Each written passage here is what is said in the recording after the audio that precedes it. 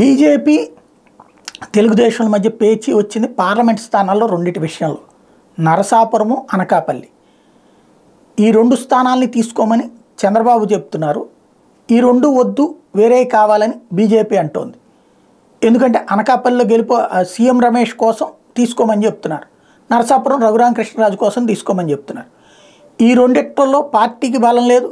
నరసాపురం రఘురామకృష్ణరాజుని తీసుకుని అది బీజేపీ తీసుకుని ఇచ్చినా అది రఘురామకృష్ణరాజు ప్రయోజనం తప్పించి బీజేపీకి ప్రయోజనం లేదు. దాని బదులు ఏలూరు సీటు ఇవ్వమని గట్టిగా పట్టుబడుతోంది బీజేపీ.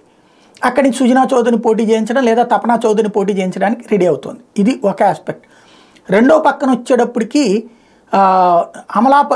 అనకాపల్లి బదులుగా విశాఖపట్నాన్ని అడుగుతున్నది భారతీయ జనతా పార్టీ. విజయనగరం కూడా అక్కర్లేదు మాకు, విశాఖపట్నమే అని అడుగుతోంది.